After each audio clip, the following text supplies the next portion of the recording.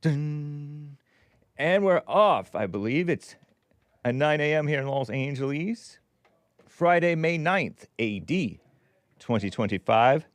And we're going to have a fun, like I told the people off air, listening on the audio feed or the listen line, loosey-goosey, the Hake Report show.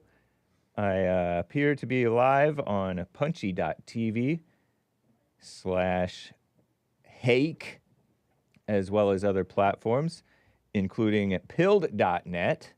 Shout out to pilled.net/The Hake Report. Hello to Bible Talk with C-Sal. Oh, she called Jesse James. Maze did. Beautiful Maze.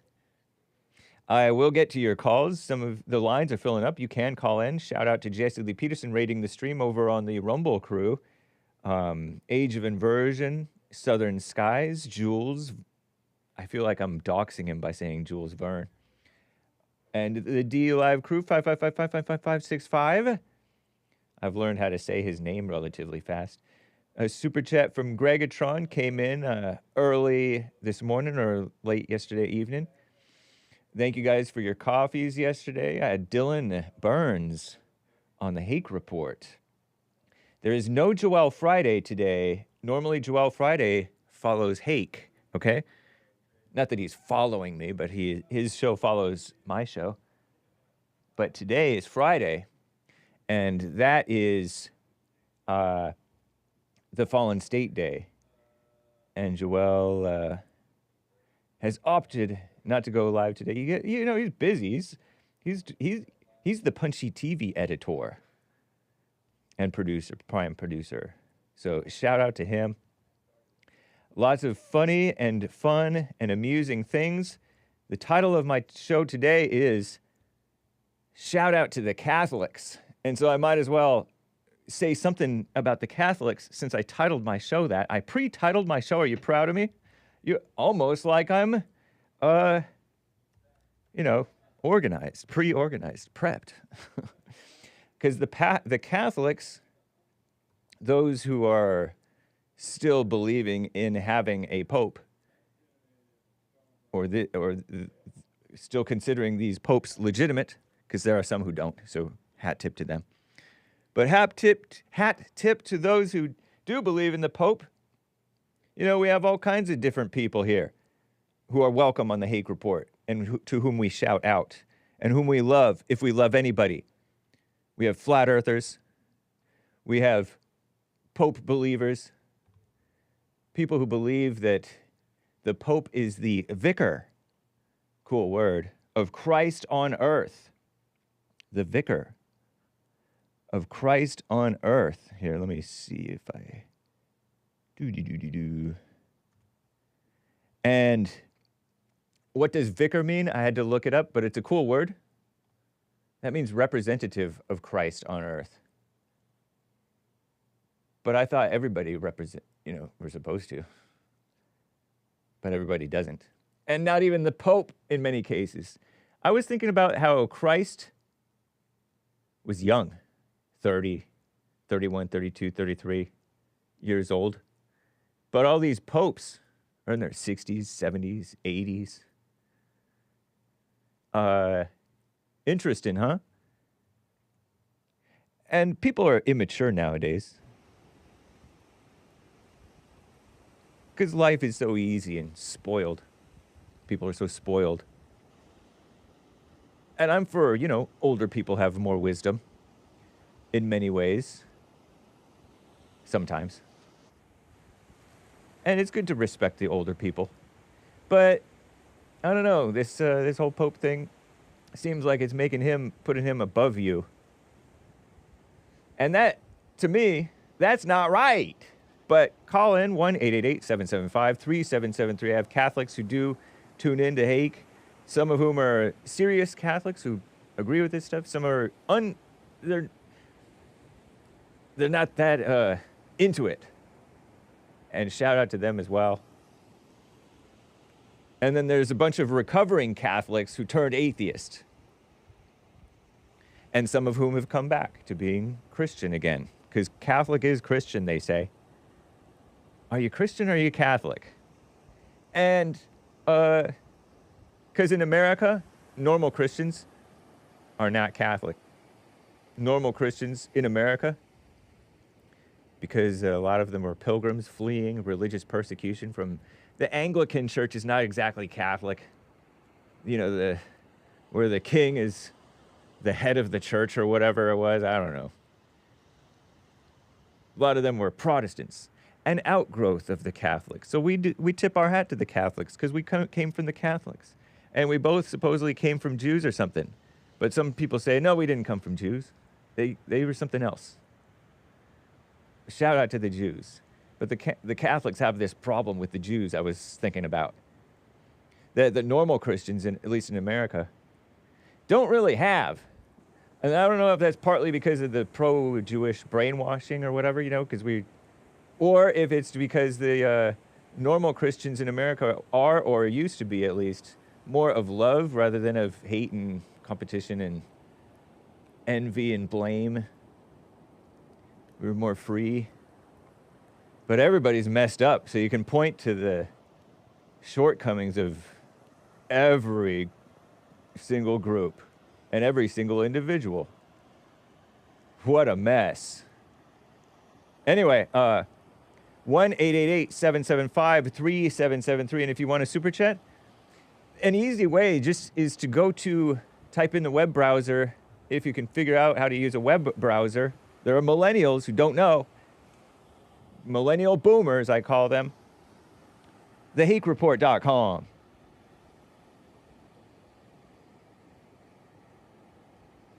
Okay, TheHakeReport.com. But, I knew I wasn't quite ready. But anyway, guys, let's just get right on with the AJ Gallardo original theme song with the show!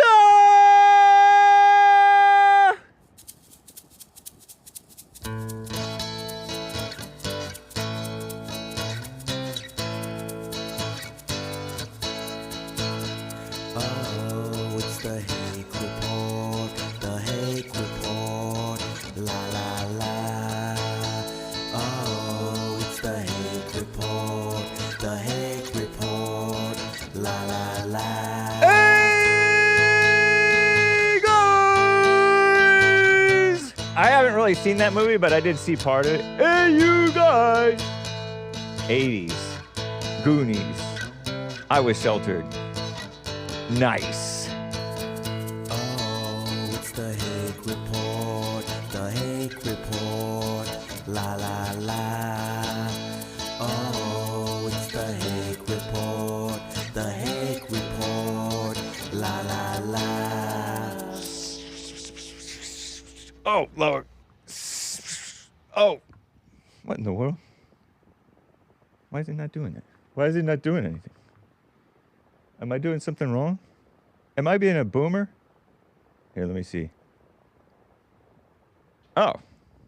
That's interesting. So, how you guys doing? I'm fine. Well, this is a nice view anyway. Should I have the Hake Report overlaying still? Aren't those cliffs beautiful? The beautiful cliffs I haven't been in quite some time. Down in San Onofre, California. But we got to keep it moving, everybody. We have to. So let me get to Hayden in California. Hayden in Texas is on the line here. Hayden, how are you, man? Hey, how's it going, Hake? Going well, thank you. Good. Yeah, I haven't been able to tune into your show lately, but the last time I did, I heard someone come up with the ridiculous debate if whites left America versus if blacks left America. Yeah. Who on earth came up with that ridiculous debate? It was Alex in California. I thought it was a great, interesting, illuminating question. One, because it's obvious what the answer kind of is, but Exactly. two, because the things that the the answers tell you what people's thinking is. For example, Yeah. did you catch your friend and mine, Ronnie in Ohio? I don't know if he's your friend. I did not. No, the last time I tuned into your show was when that quote unquote debate was going on, whether if blacks left America versus if whites left America. Yeah. And I was just shaking my head the entire time. If one race I cannot left, believe we're even debating this. it's fun. It's a fun little conversation. And hat tip to the brilliant Alex in California for coming up with that. That was cool. All you have to do is just go into, a majority white place, whether it be a city or a town or whatever, a neighborhood, and you do the same thing for blacks, and that'll show you, who has control of this country and who doesn't. I mean, there's no debating this. Right. And, it goes to show, like, they want competition with the whites. Yeah. And they try their best to, try to make themselves come across as equal and stuff. And they just mess up every single time. Yeah. Every time. It's terrible. Shout out to the blacks. If you want to, if you want to go that route. But I had a couple questions for you. Okay. The first one I wanted to ask you was, I've never asked you this before. When did you first wake up to the whole racial problem? Like, when did you start becoming racially aware in your life? Different stages. Different stages. I remember different noticings, if you will. Yeah. So. Right. I totally remember 7th and 8th grade, all the bad kids coming into 7th and 8th grade to my school, which was an elementary through junior high. And the bad kids tended to be Mexican. Some of them were Asian who acted sort of Mexican. And then there were like one or two blacks at our school. And the Mexican, right. the bad kids were more into race. And they were into right. white boy. And I noticed a definite hierarchy in like coolness or who ran the show, the playground, who was boss of the playground or of the classroom in terms of the students. And it was Mexicans, right. then Asians, and then whites at the bottom. And that's actually what right. it was numbers wise too. But it wasn't just numbers, it was the personality. It was like a pushy bully, if you'll pardon me for using that term, Mexican, and then the Asians were kind of cool with them, but not always, and then the whites kind of at the bottom. So that was 12 years old, and I would sometimes say stuff like to my friends, "Why? 'Cause I'm white." Something like to have to do with like responsibility or being good at school or whatever. Why? Because I'm white. Right. And so I would ask things like that because I knew and they knew that there was a white thing, like putting on my seatbelt. Exactly You're right. so white. Or if my family was exactly together right. and had like a nice birthday party, like nice, calm, fun birthday family gathering. So white.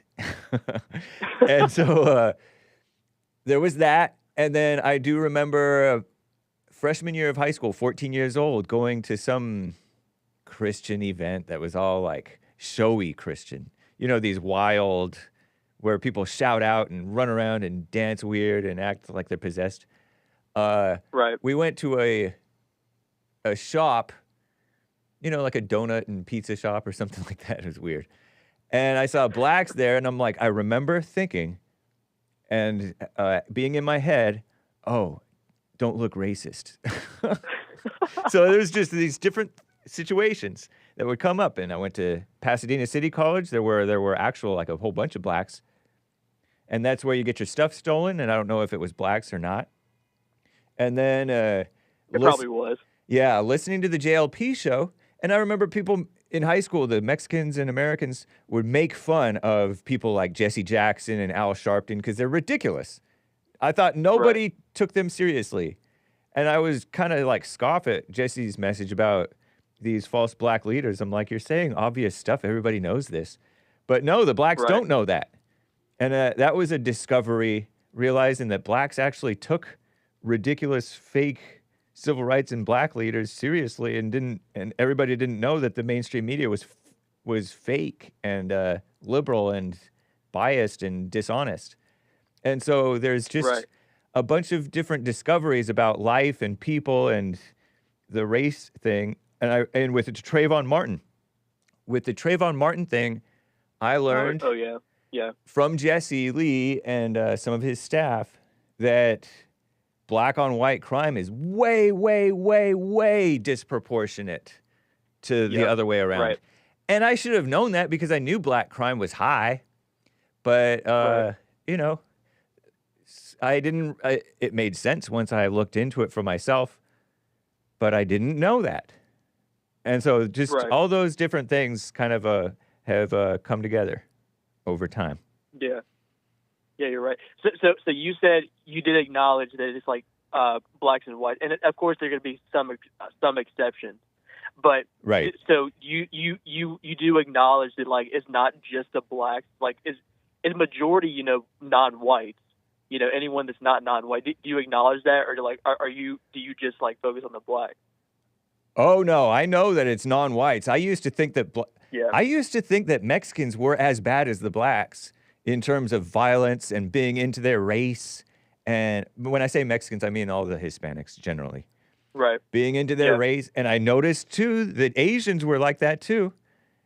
And I noticed that all the other races are very into either their race or their ethnicity, their culture, their family, even the Irish and the Italians. They're kind of different from the normal whites in that they're all into their being Irish or Italian, and they act like the other races in that way. They get offended when you talk about them. These Catholics today, when we're talking about the Pope, some of these Catholics who are otherwise very conservative, very nationalist, they're becoming touchy about the criticism of the Catholic religion or of the Catholic tradition. And I just noticed that people have that human nature of identifying with the group thing. And very often it's against the whites. Whereas whites tend not to do that. Whites naturally do tend, I don't know if it's natural or not. Partly we tend to be individualistic. Pardon me, Lin Yin-chin. We tend to be individual. And there has been a push to be more individual out of guilt, out of false guilt, than is natural. Yeah. Exactly right. But it's good to hold on to some individual. It's good to have some individual thinking, because that's where everybody, as Madonna sang, and she was right, even though she's Kabbalah, or she was. She's saying everyone must stand alone. And I agree with her on that.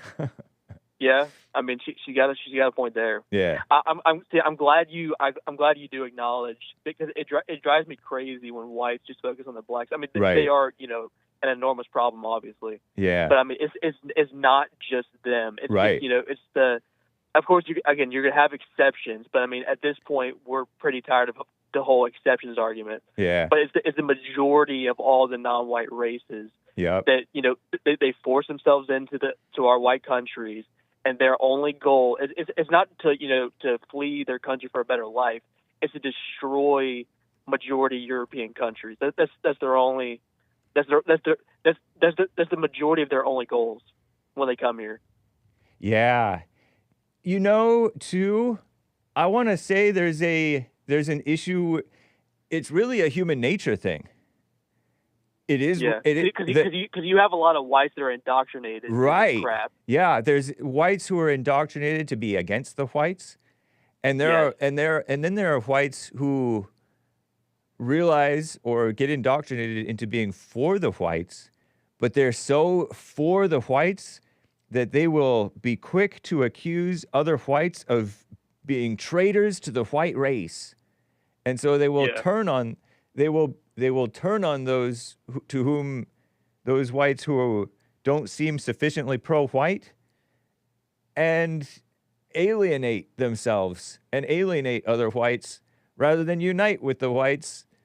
You know what I mean? Like, be gracious. White unity. Yeah, That's if what we need. white Unity. if whites were to be truly united, they wouldn't hold it against other whites for not wanting to be united so much, because because whites who want to be united would be okay with other whites having their freedom to think as they do, and love them anyway. And then you don't alienate people, and that way you can get along with people and work together still. Yeah. The reason I say that is you're because right I about got that. this comment from a friend and fan of the show who commented on one of my recent episodes. And he said, "I'm unsubscribing. You are a traitor to the white race. You allow these people to push you around because of white guilt. And meanwhile, Oh my God. you give the cold shoulder to your white brothers. And I'm done with you." And so he's Oh, Lord. See, that's unsubscribing. not what we need. Isn't that so backwards? Like, I get the criticism. You can criticize and have your opinion and say you don't want to watch the show, whatever.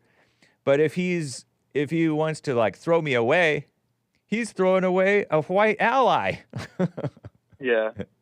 And he doesn't realize we need he doesn't realize that unity. he's the one betraying me. I'm not betraying him. I'm just being me. Maybe I'm weak. Maybe I'm weak. Maybe I'm being weak, but he's turning on me for being weak.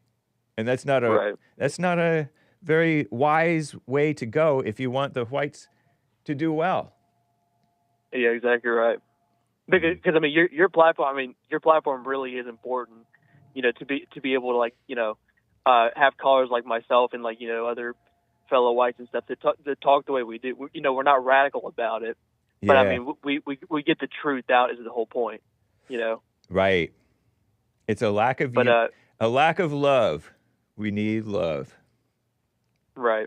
And but before I get to my second question, my last question. All right. When I woke up May 2020, the month that George Floyd died, and of course we were all quarantined, so, like, we were all, you know, stuck at home and just watching TV and stuff. Yeah. And over the China virus. Over the scam. Am I allowed to say scam? Sure, scamdemic.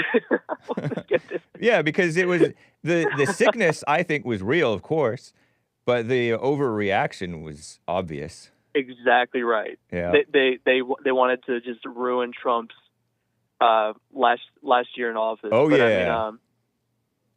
I mean, I was at home, and when I say practically every day, BLM was out on the streets, you know, tearing down cities and stuff. And, you know, of course, when Trump won this last time in 2024, they were burning down Tesla and stuff. But the Democrats want to make a big deal about one day, January 6th, when their chaos and just terrorism has been over a course of, like, days and days and months and stuff.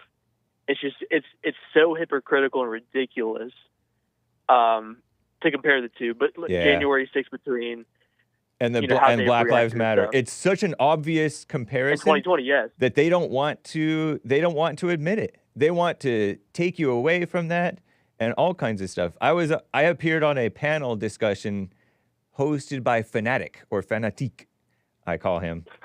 And Destiny was on there.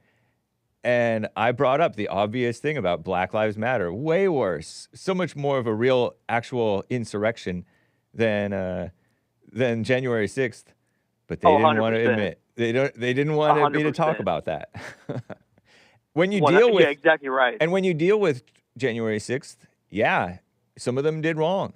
Some of those people did wrong. Many of them, I don't see how they could have known that they did anything wrong. But yeah, totally. And the FBI in the aftermath did more wrong than any of the January 6ers, I think. Oh, definitely. That's when I, you know, woke up, and I've gotten more and more aware of my surroundings ever since. I mean, I remember the month and the year and everything when I woke up. But speaking of not wanting, you said on the panel they didn't want you to bring it up. Right. Did you see that that girl Lily? Yeah. Lily on Isn't she incredible? On Hake? Piers Morgan? You know what? Yes. I didn't watch it, but I listened to it. I Wasn't listened it to that incredible? entire interview, that panel discussion. I loved her. I loved that guy Myron. Myron Gaines, Yeah, is that yeah. his name? Uh-huh. Yeah. And I actually loved, in spite of his being all nicey nice Christian kind of weak, the owner of Give Send Go. He did a pretty good job. I appreciated his standing up for his country and for Christians and not falling for Piers Morgan's fake morality about He's such anti-racism. a boomer. He's such a boomer. Wasn't Piers so? And he's not just a boomer. He's an un-American boomer. He's literally un-American, and he's trying to tell us that it's against the law to incite racial hatred. What? No, it's not. He kept calling her disgusting racist. I She's know. like, you can call me whatever you want to. He said no, I was calling you a racist. And she was like, no, you call me a disgusting racist. You can call me anything you want. Right. But I'm not going to back down. I mean, she is based. Yeah. She is based. Shout out. But yeah, so you brought that was my second question for you. You brought up the Gibson Go. You have covered that. I haven't. Shiloh Hendricks. I haven't covered it, but I've talked about it with people on my show. I haven't played the She's clip. a patriot. Yeah, she was cool. A tattooed mother with her baby and just speaking her mind. And when that guy got nasty with her, and she got, you could say a little nasty back. But Well, he's a pedophile, by the way. Did you know that? I don't know if that's proven, but that's alleged. I had heard. Yeah. His mugshots all over the internet. Yeah. And of course, a pedophile he's gonna act. Of course, a pedophile is gonna act like he's offended by the N word, which is just Terrible. Crazy, man. Yeah, I But know these people are phony. She's raised over $760,000. Wow. Is it? I mean, is that what it is? Give, Send, Go, Shiloh Hendricks. Nearly $760,000 so far. So it has slowed down a little bit because I feel like I checked on like Monday or something, and it was right around 700,000. So right on. Have you donated? I don't disclose whether I donated or not, but I do. But regardless of whether I did or did not donate, she definitely has my moral support. Right. Because the whole thing is help me protect my family. And exactly right. Yeah. Is she married? I think that she may be married. I'm not sure. I hope she is. She needs a male figure to protect her. Yeah. But, I mean, this goes to show the direction our country's going. She was and right. I couldn't be more excited. Let me interrupt you. She was right. Sure. She told the man, mind your own business. She might have said a cuss word in there, but she said, mind your own business. That's what he should have done. She wouldn't have raised this money, and there would be no hate for either one, and all would be well. All of this viral crap is only increasing the opportunity to be distracted, thrilled, and hateful towards one another.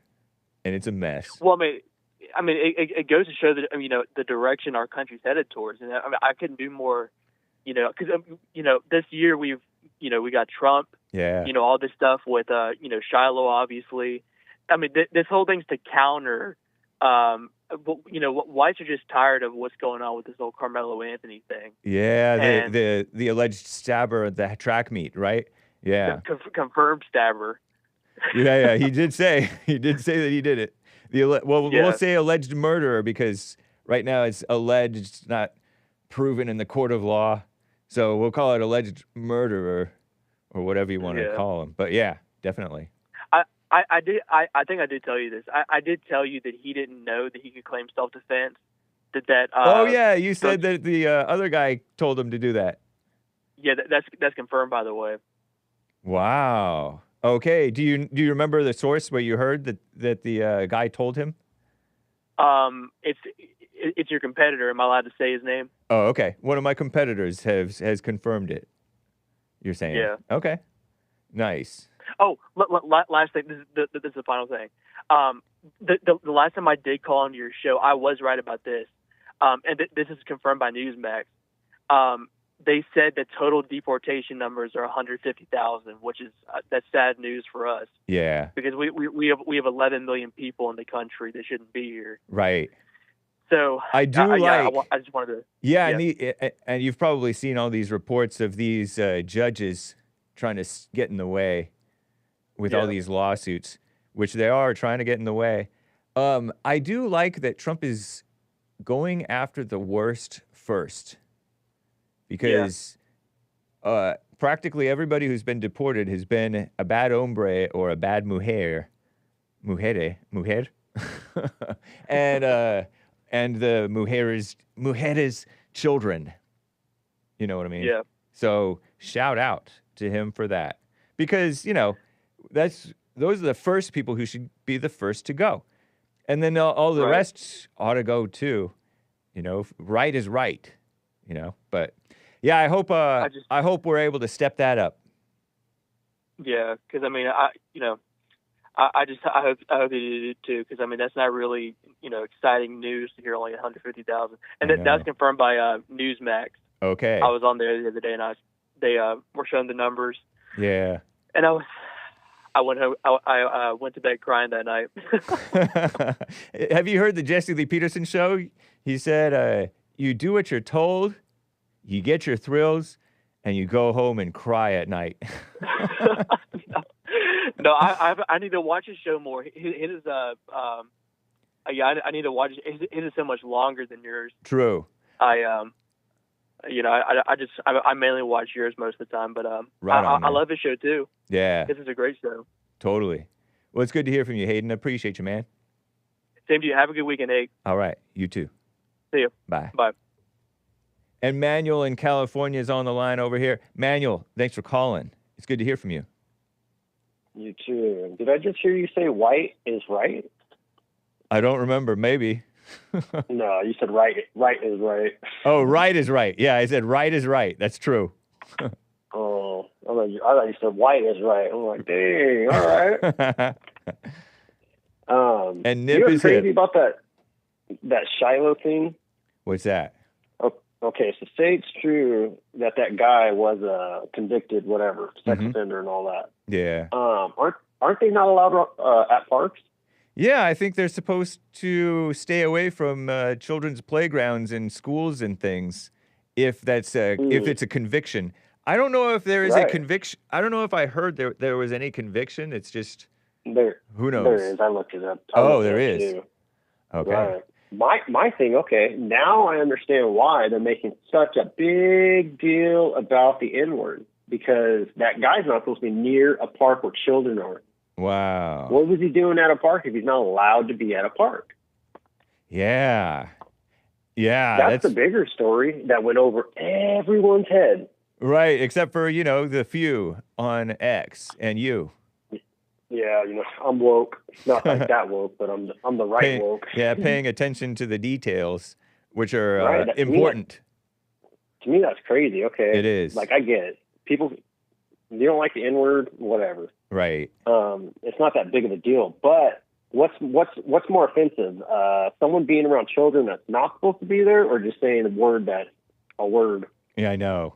Yeah, I know. Crazy. I don't know if you caught the Piers Morgan conversation, but I listened to the whole thing, and it kind of stuck in my mind that Piers Morgan was talking about. He was reacting to this Christian Give, Send, Go owner saying, "We have exceptions other than just what's legal. We don't allow we don't allow you to raise money to violate the law, right? But we also don't allow you to raise money that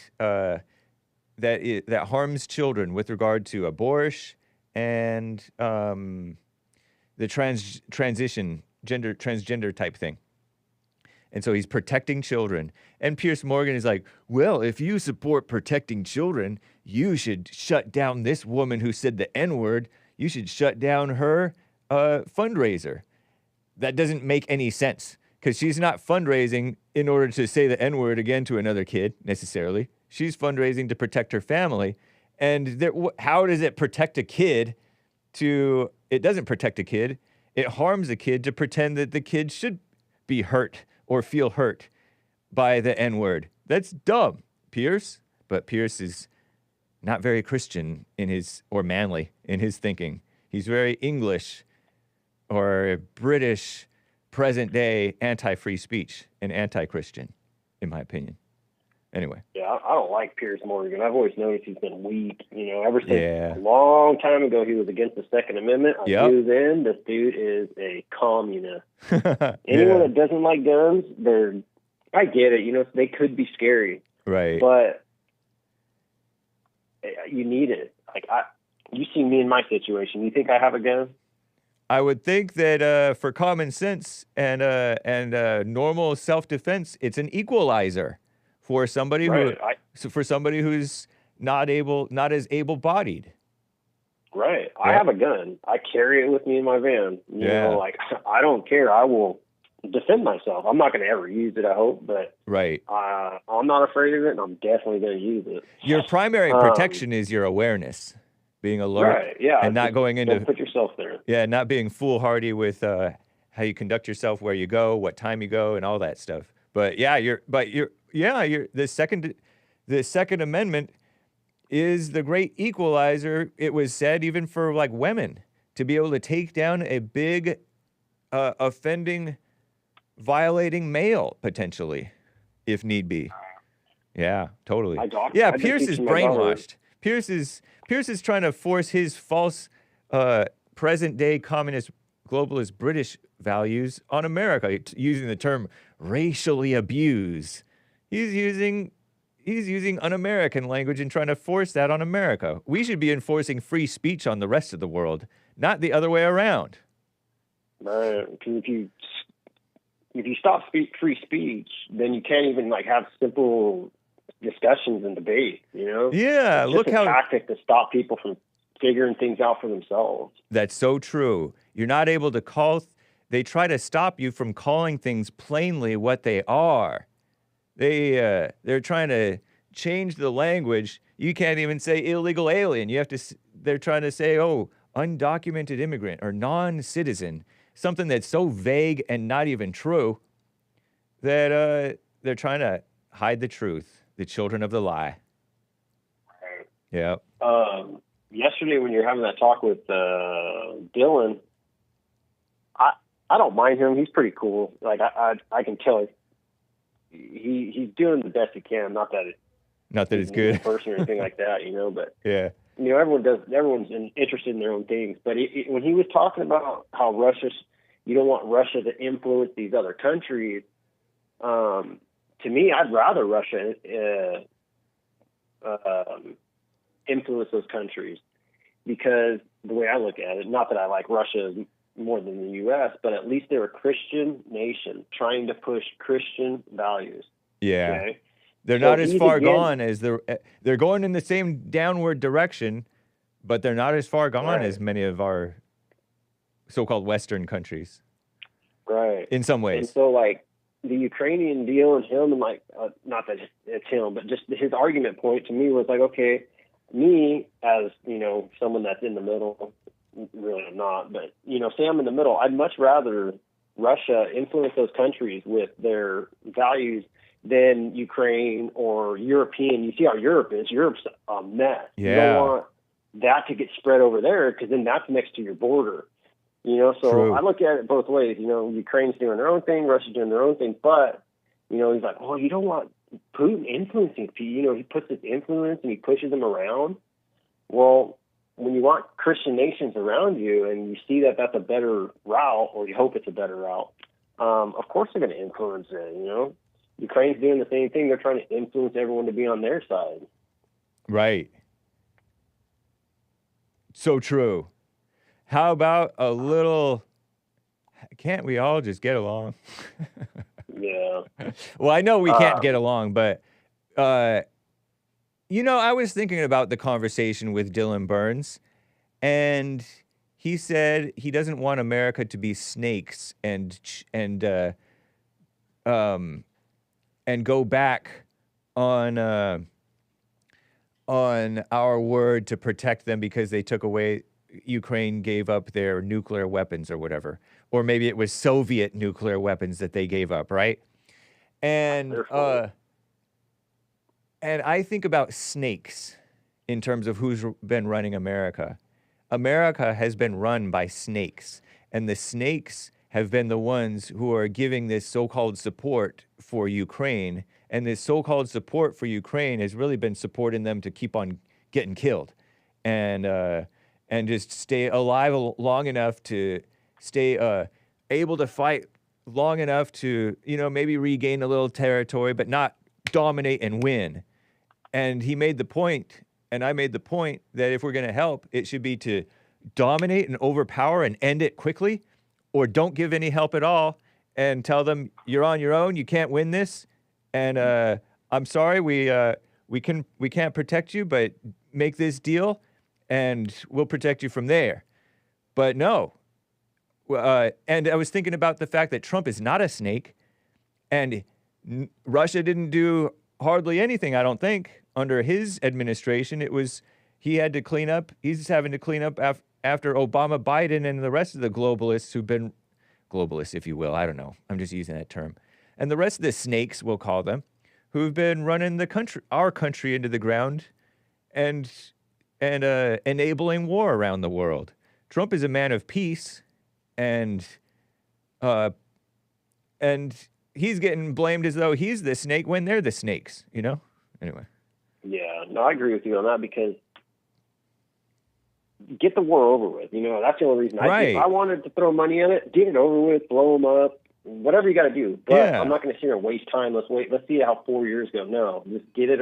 If we're going to do this, let's do this. Yeah. Get it over with. Right. For one, if he's so upset that we're supposed to uphold to these promises, wasn't Ukraine promising that they would never join NATO? Yeah, I think so. Yeah, exactly. Like that was one of they don't want to acknowledge some of Putin's complaints, and Putin may have had some valid complaints. It's not like he went to war just because of well, I don't know. Maybe it was all ego, but I don't know. I don't know. Right. It's a mess that we should not be involved in. Yeah. Any foreign war, Israel. Like I don't hate Israel. I don't hate Palestine, but I just don't care about either of them. I don't want to be in the middle of it. Yeah. If you look at it, this is the way I look at it. Everything over there on Europe, Africa, China, India, all those continents over there, countries and everything. Yeah. That's all tribal warfare. It's been tribal warfare for thousands of years. Over here in America, we left all that. We came over here, built America, and we left the tribalism over there. And then now they're trying to bring us back into these little wars and little fights that they're going to have for the rest of their lives. I feel it's best we stay out of it. Let them fight each other off, whatever they want to do, whatever. I mean, try to be a peacemaker with things here and there, but that's got nothing to do with us. This whole Israel, Palestine, Iran, Yemen, Hezbollah, ship all them Pakis back home, ship all the Afghanistan. I disavow. My bad. Ship it. I only laugh because I don't know that as a bad word, but Anchor Baby kind of traumatized me with this Canadian political correctness. You're not supposed to say Pakis. Shout out to the Pakistanis, Wow. But yeah. I don't know. It's derogatory or something. It's a certain word of their state. Right. I know. Exactly. We can't say anything. We can't. So they're taking away all of our fun, stylish white language. I know. It's like, okay, my name is Manuel, but if you call me Manny, that's offensive. I know. It's the same thing. Yeah. But I get what he's getting at. I've said that a couple times in front of people, and they're like, "What'd you just say?" I'm like, Paki. That's not right. I'm like, Pakistan, Paki, whatever. Right. But anyways, I would just ship them all back because I don't want to be in the middle of this. If this whole freedom of religion didn't work out, guess what? See ya. Yeah, We'll all of this help that these snakes are doing, it's hurting. We helped in the Middle East, and I heard that Obama and Hillary, by helping, quote unquote, co-founded ISIS by all that help. Oh yeah. And we armed up the Taliban. Al-Qaeda's the same way. Yeah. Even Al-Qaeda. It's all the same. People even say that Israel funded Hamas, And they probably did because Hamas got elected, and so they kind of had to like, I guess they're subsidizing that so-called country or territory, whatever it is, and they're subsidizing the leadership and funding Hamas. But I don't know if they like picked Hamas as like the less worse guys, but you shouldn't be funding anybody. People are snakes. Right. Don't give money to anybody. Yeah, there's this. I don't even want to mention it really. Yeah, I won't mention that. Yeah. Anyways, that's total sense. To get something to work, you need two parties fighting against each other. Yeah. And when one party gets overplayed, the next one steps in, and then that gets overplayed, then the other one comes back. So they're doing this back and forth, like, oh, we need a enemy, whether it's Al Qaeda, KKK, whatever. We just need an opposite to cause a problem, so we can have our reactions from the people, and then we can, go over there and make laws or blow them up or do whatever we need to do. Right. So I wouldn't doubt that they do stuff like that. Like Jesse says, everything's a stage. If you really, really, really watch things, you'll notice that like the good will help, or not the good, the bad people are pretty much just hiding.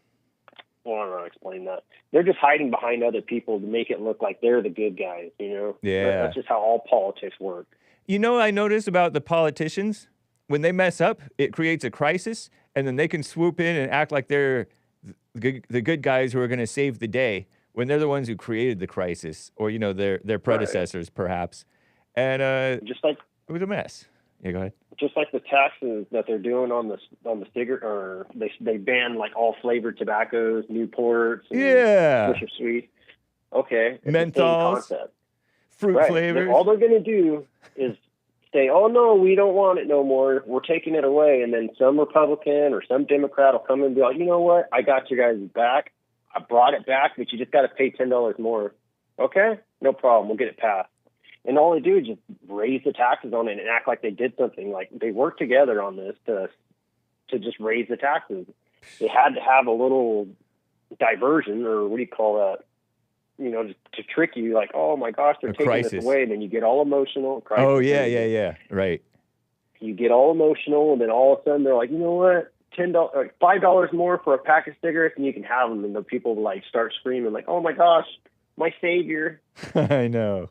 Yeah, it's kind of like, they, California, and especially these cities, all up and down the West Coast, they let the homelessness get out of control.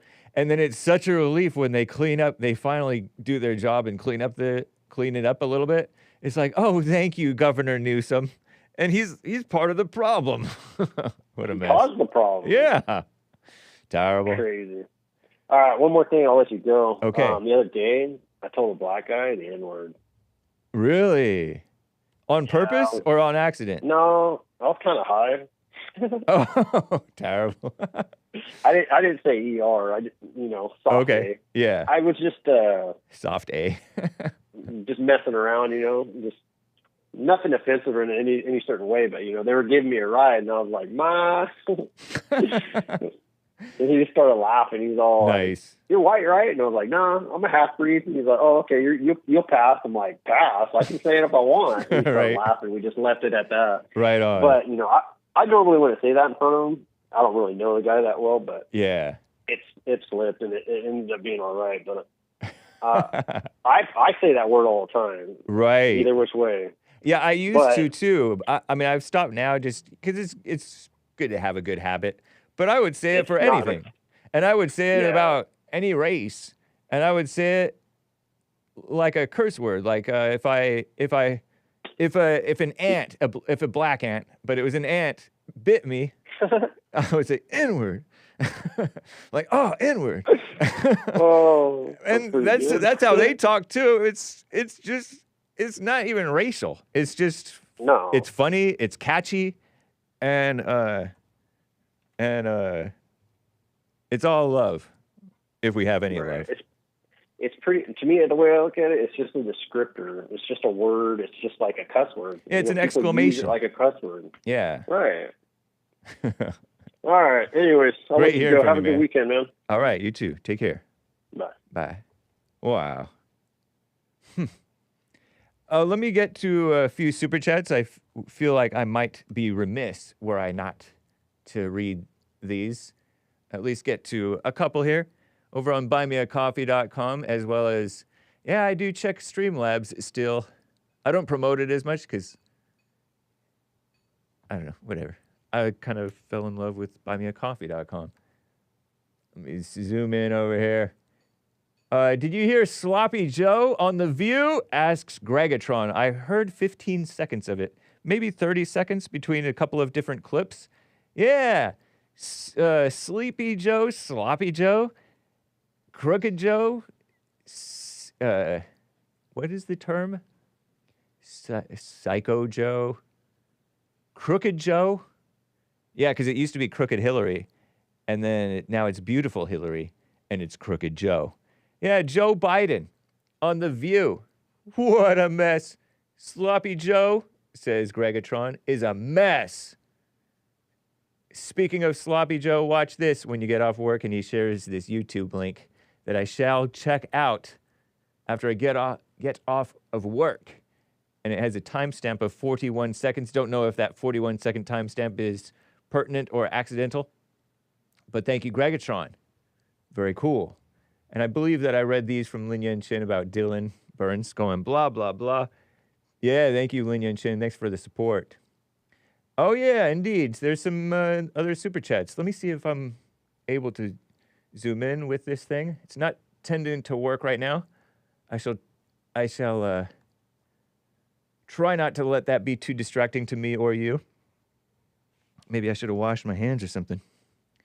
Popcorns at Thump Keg states, I'm sure you've seen by now the explosive Piers Morgan panel. I didn't watch it. I did watch toward the end. And toward the end, it made me like Myron a little less, but I already knew Myron was like that.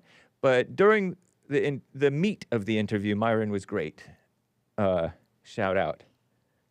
He's a competitor. We're like neck and neck. Maybe.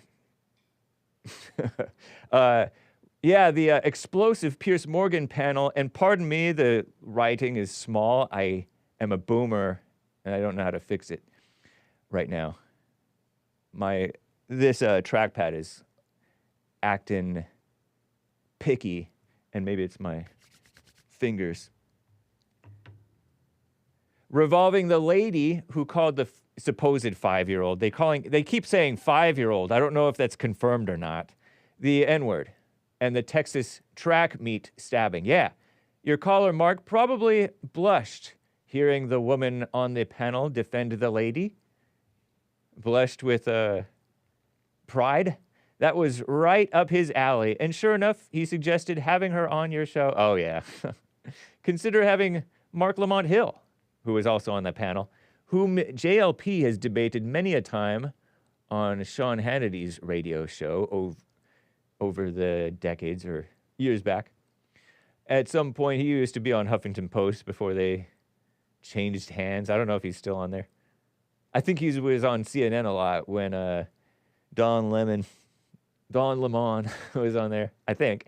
Anyway, consider having inviting Mark Lamont Hill on at some point. Yeah, that'd be fun, actually. Great suggestion. Before those two issues cycle out. No offense, but Omar, Krishan, Dylan Burns rotation has gotten stale, in my opinion, respectively. Okay, so Omar, the stalest, Krishan, the second stalest, and Burns, the still stale, but least stale out of those three, says Popcorn. None taken, no offense taken, man. I always appreciate the feedback. I think Hill would offer more substantive arguments. He didn't have any substantive arguments, but it would be interesting, and it would be fun. True, because he didn't provide anything substantive. Although I did find myself arguing in my mind with him. You notice when you hear somebody and you're tempted to argue back or scoff, or I found myself doing that. A more mature man, a more mature Hake might not react and just be still amidst the ridiculous lies and distractions and changing of the subject of Mark Lamont Hill. So yes, in that sense, it could be interesting / entertaining. He had a good debate with Carol Swain, who was also on the JLP show, who's a relatively conservative black gal on DEI, and I think she may even be in the Trump administration or something. I'm not sure. Thoughts on inviting him? I like the idea. Lastly, being that you, Hake, have admitted to being not for free speech. That's right. I am not for free speech. Whatever limitations you feel should be placed on free speech, where did you get those restrictions from? From where did you get those restrictions? Okay. I'm kind of for free speech, but I'm kind of not. Okay. Obviously, you think racial slurs should be allowed. Yes. Where do you draw the line when it comes to allowed speech, and where did you get that line? I've heard you say you're for what's right. Good luck codifying that into policy. Yeah, thank you. Okay, so why have I said that I'm not for free speech? I'm definitely not one of those free speech absolutists, because that would suggest that I'm for free speech anywhere, anytime, I think. Okay, so pardon me if I'm getting free speech absolutism wrong, but free speech absolutism, in my mind, is like you can say anything, anywhere, anytime, any place, in front of anybody, and nobody can say, well, people can say something to it. And I suppose the company can kick you out, I suppose. But if they had the spirit of the freedom of speech, they wouldn't kick you out. But the spirit of the freedom of speech is, I think, Christian and manly and godly. The spirit of the freedom of speech. Because think about it. God, life, allows you and everybody else to do all the do and say.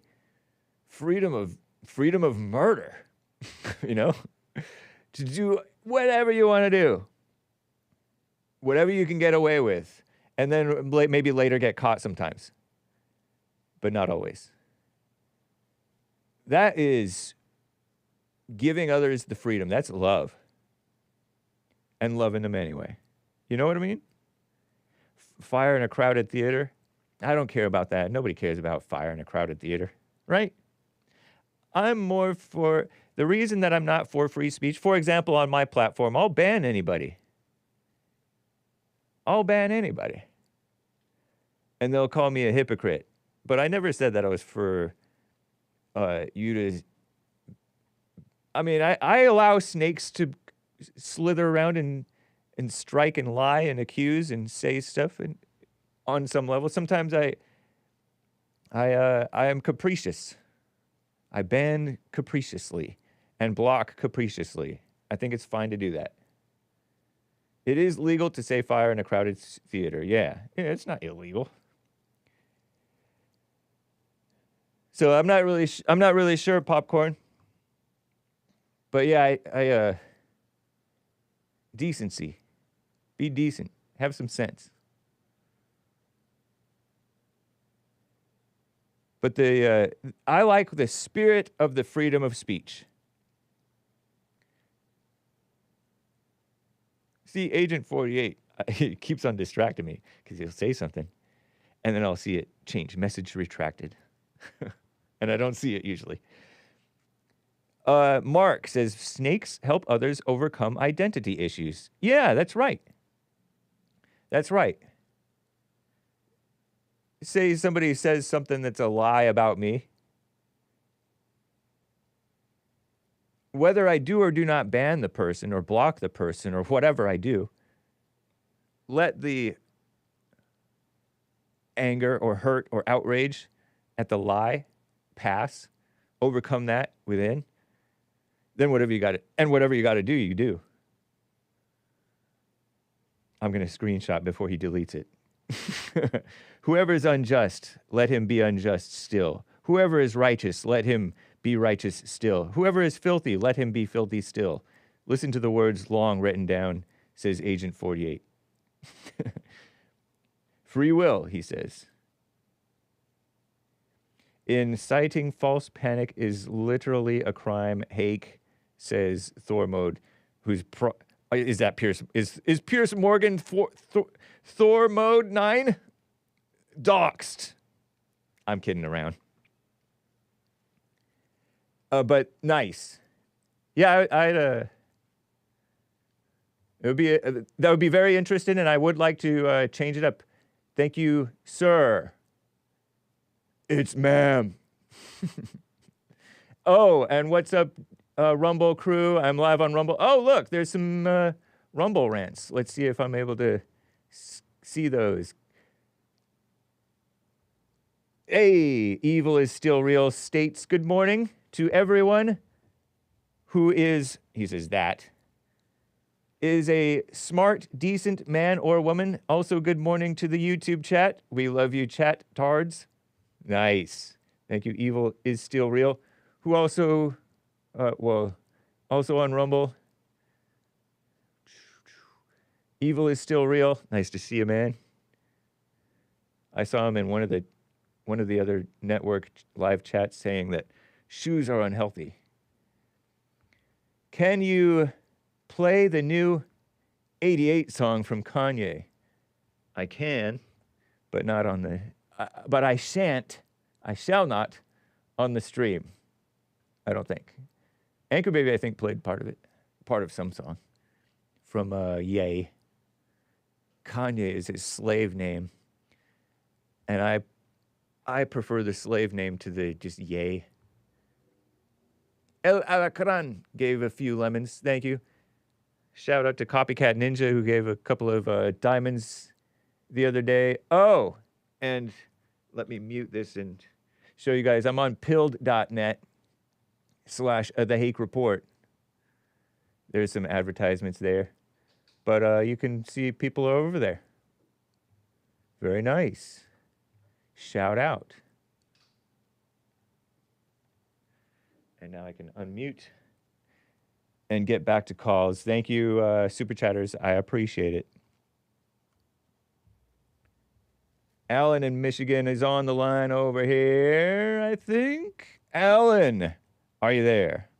I am here. Hey.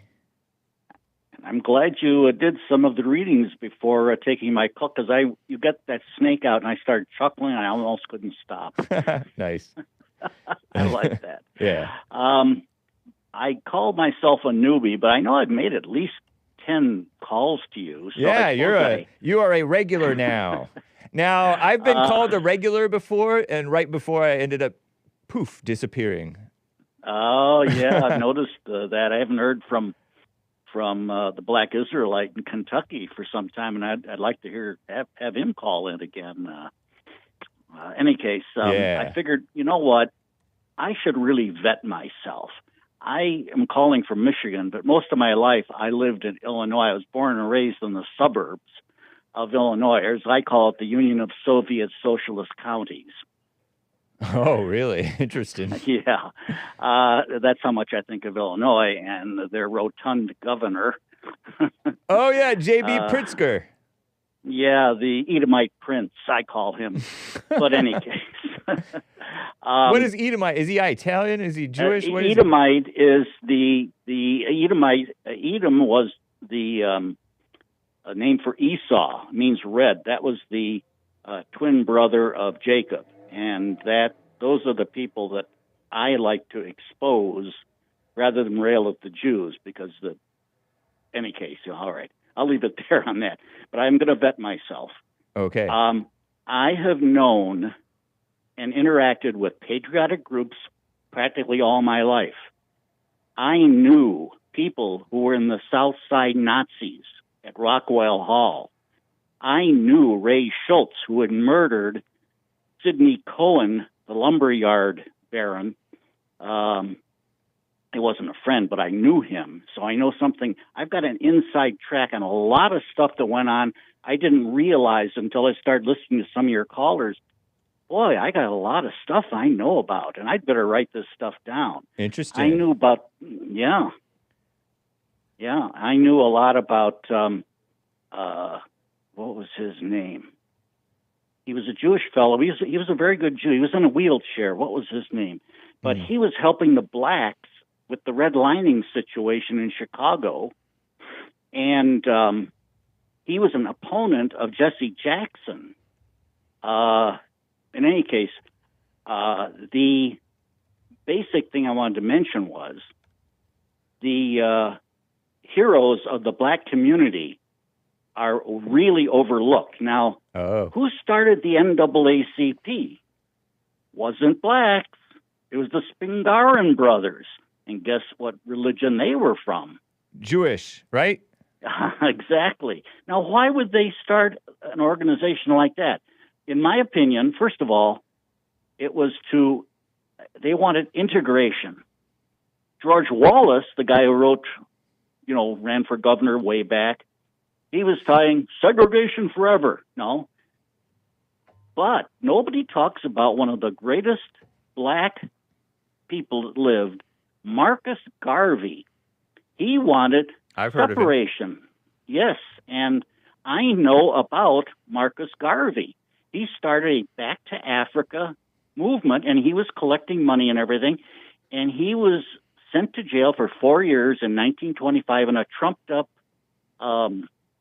mail fraud charge.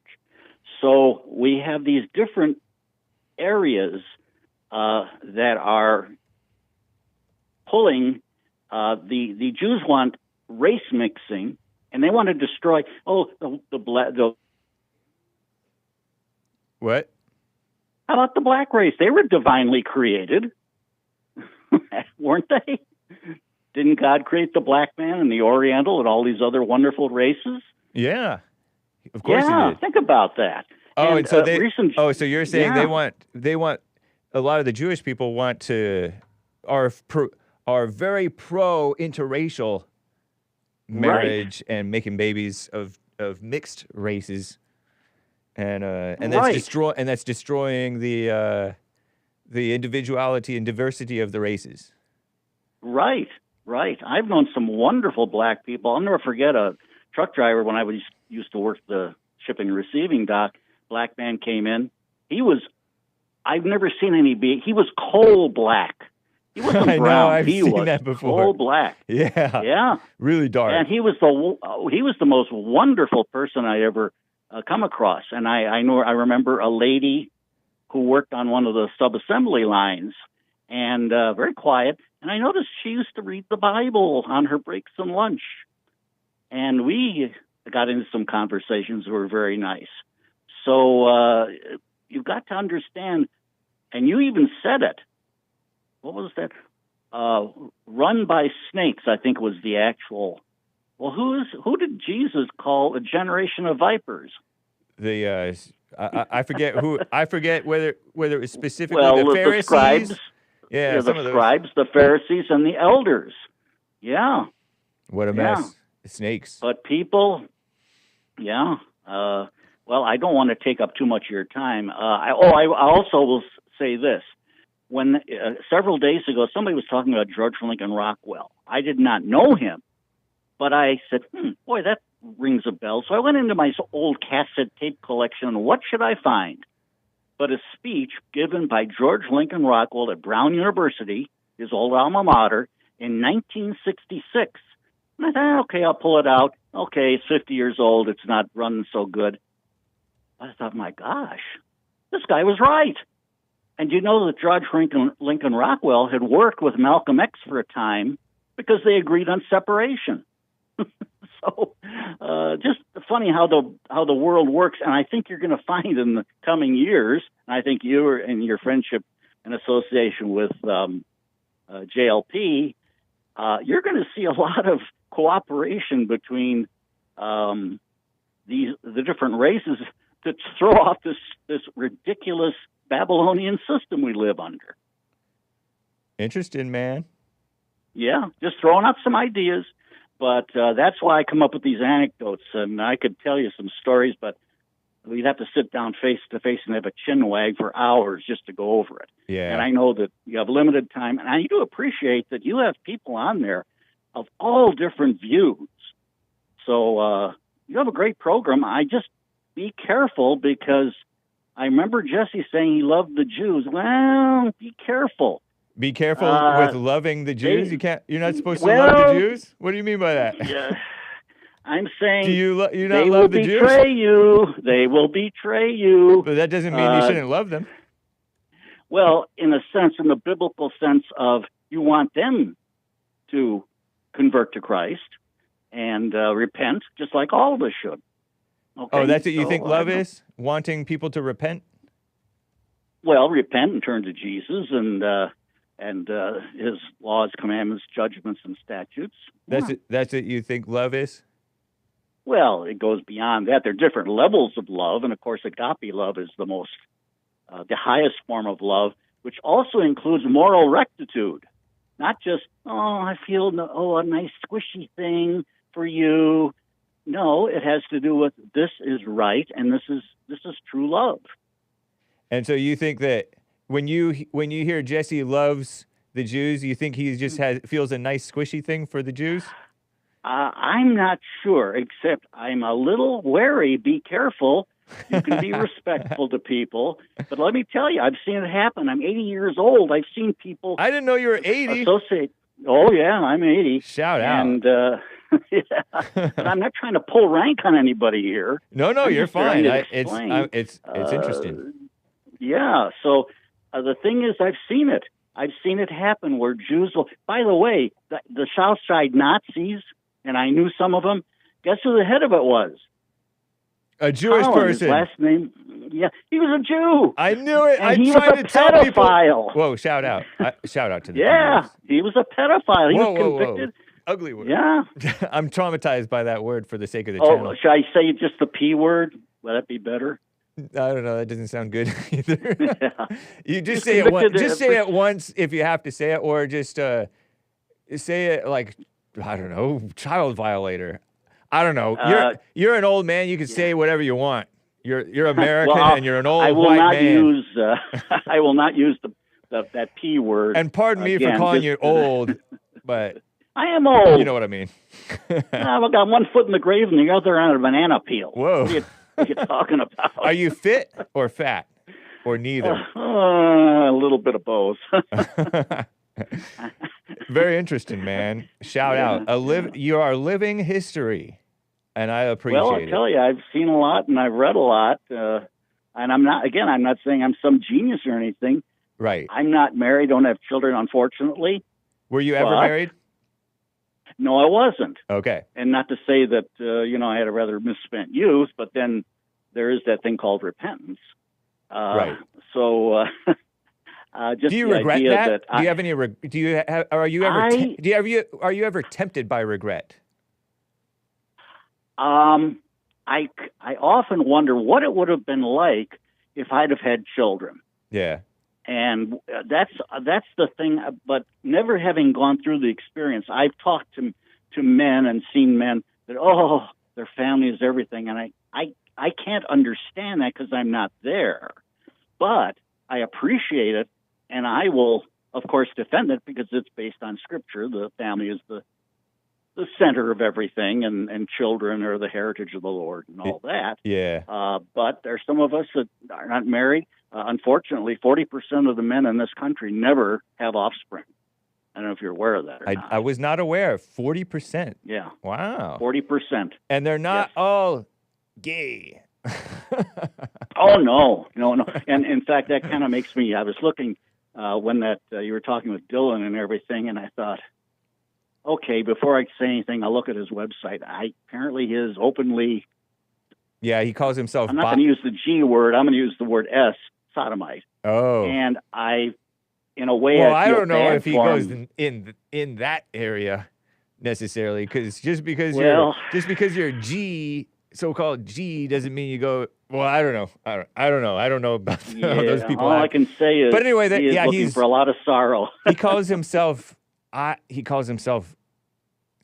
Cover your ears, kids.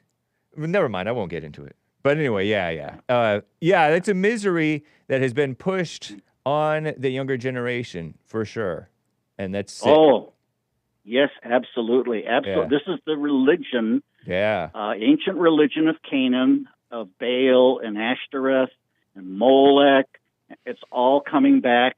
I see it all around the country. Yeah. In fact, Jesse did something. It's funny. I'm going to just throw this in. Okay.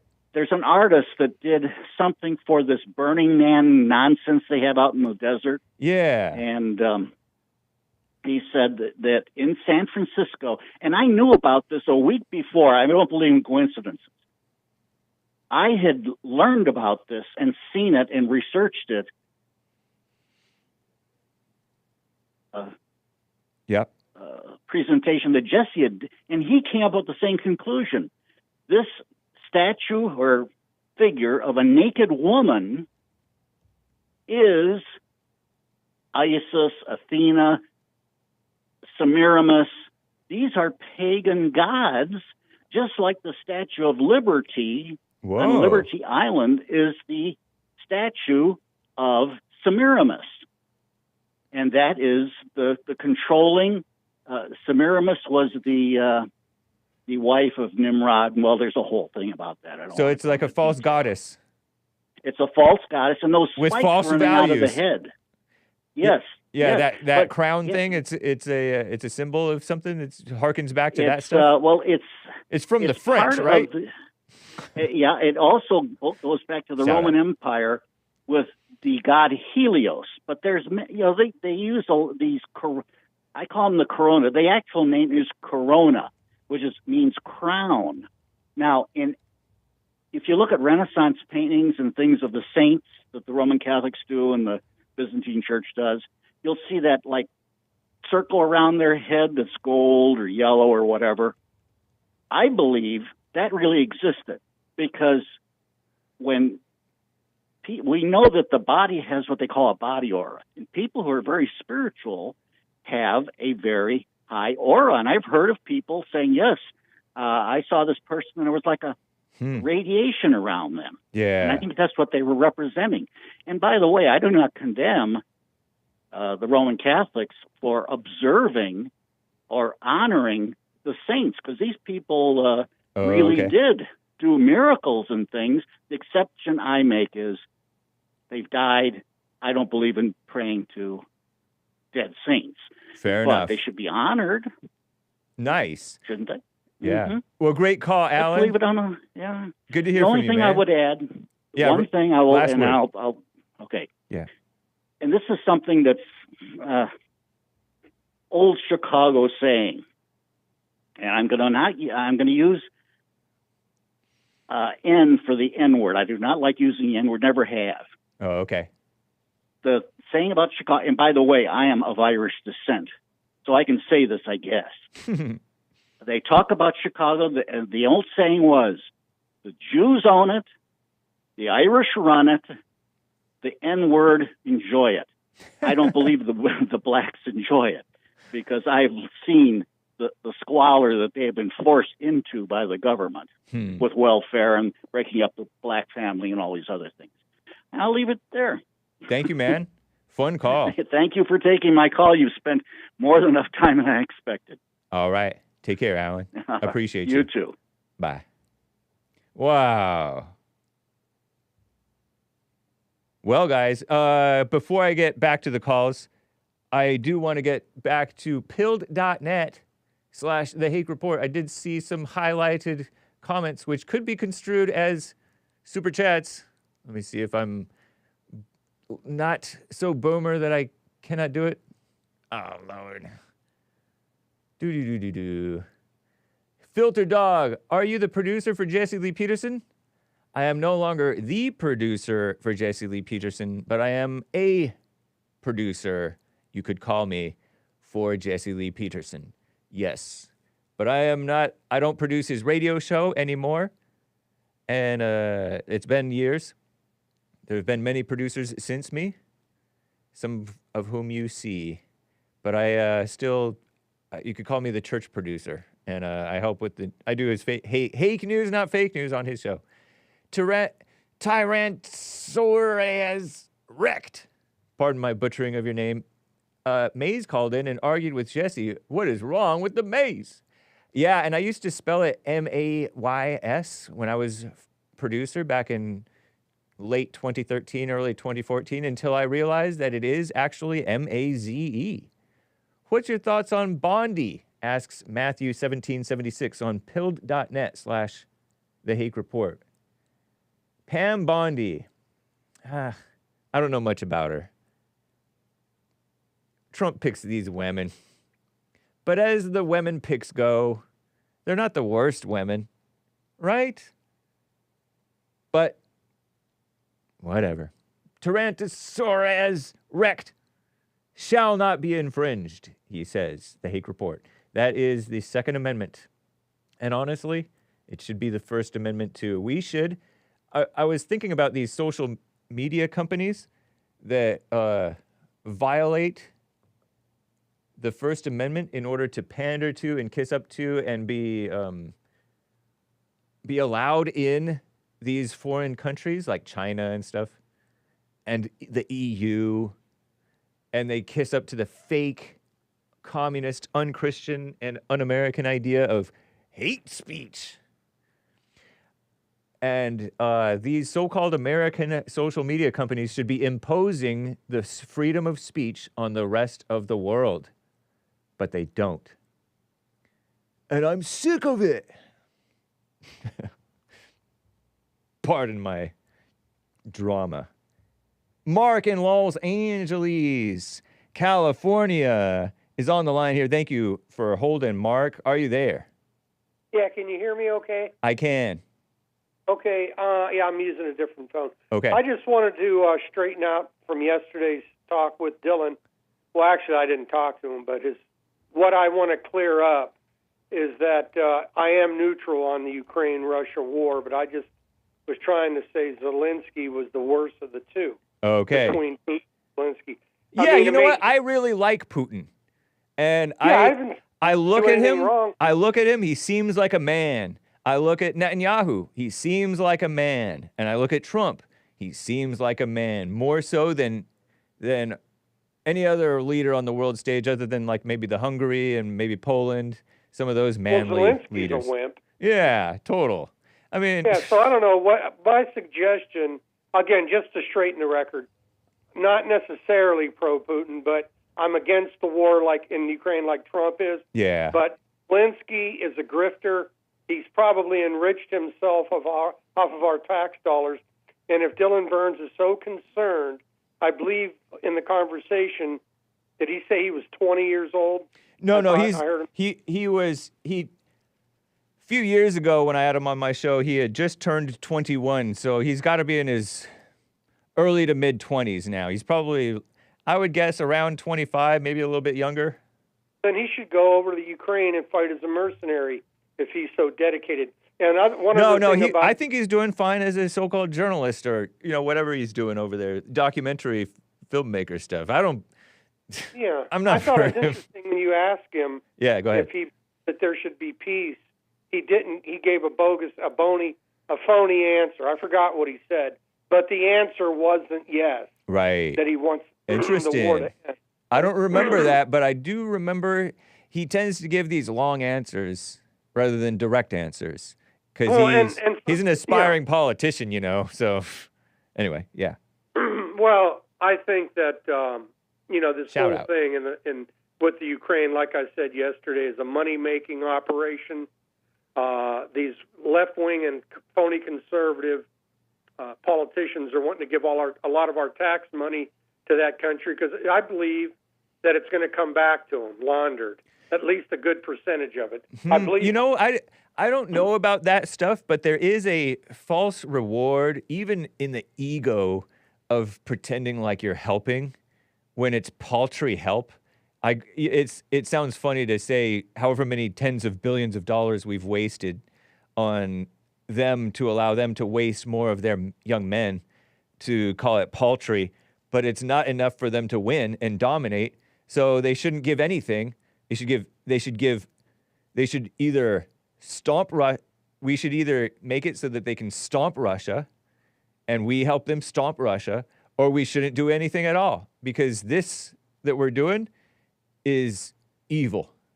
You know what I mean? I think the money spent, and I think I heard $350 billion all total that the U.S. has given to Ukraine could have been used to rebuild Pacific Palisades, Wow. East Palestine, Ohio. It could have built the wall down in, down there. The other thing, too, on that thing with Piers Morgan, you say you didn't see it, but you heard it. Yeah, I listened to the I whole thing. watched a good part of it. There was this other guy. I don't think he may have been black. I didn't hear him talk.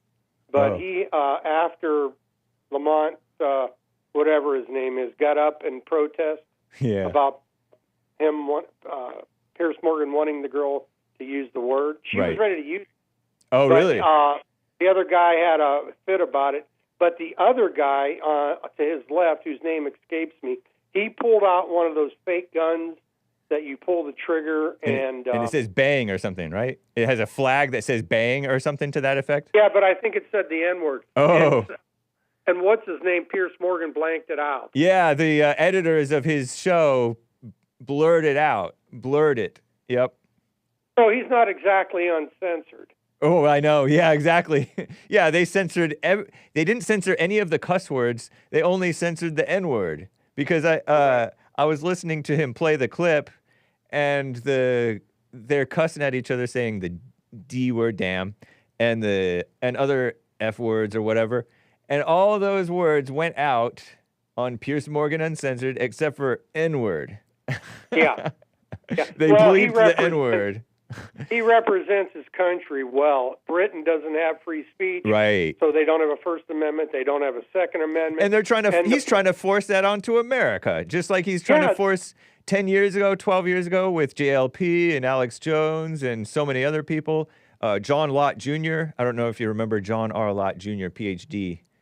I've heard the name. I'm not sure. He's very good on research, crime prevention research, something like that, crimeresearch.org. He's been on JLP show. He had all those guys when he was on CNN arguing against the Second Amendment, but he had very good pro Second Amendment guys on, but he got kicked off of CNN. But yeah, he's right, because he's campaigning or whatever against this First and Second Amendment. What a lame-o. Shout out. Right. You know what's really troubling? I saw a clip of a Canadian policewoman, and you know in Canada they have a leftist government. Yeah. He was talking about some murder spree or something that was going on in one of their provinces. And the way she addressed the media, talking about Indians, good old-fashioned Indians that used to live in teepees, she was calling them all kinds of beautiful names, First Nation. I mean, even the cops are indoctrinated. So American Indians, not India Indians, because they have both. Right.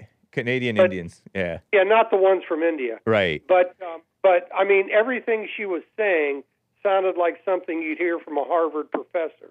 A lame-o. They've indoctrinated those cops to the beyond belief, and it's the same in England.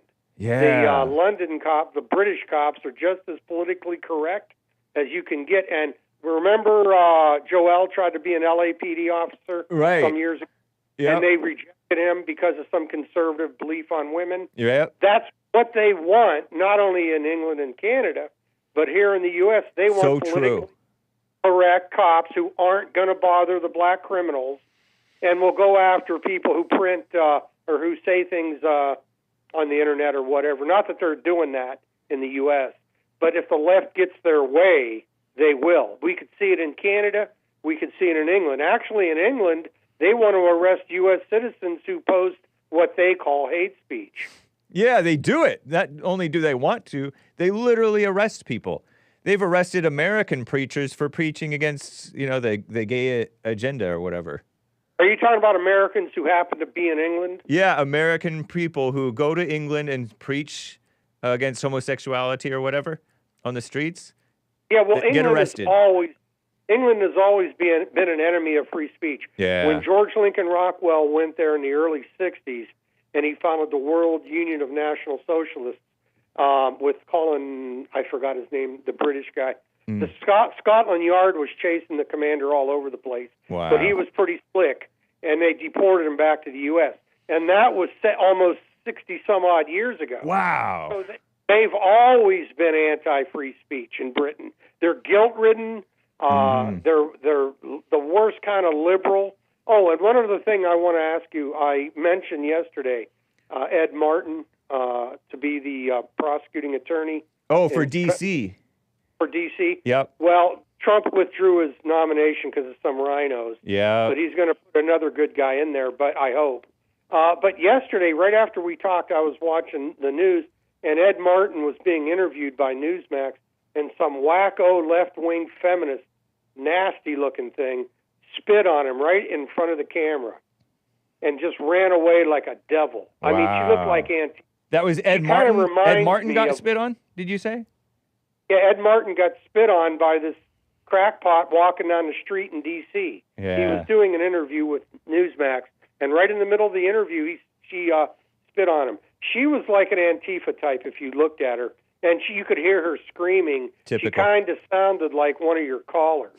I'm not saying it was. Right. But one of your left-wing people that listen, the former commie, whose name isn't worth mentioning, she kind of reminds me of what she could look like.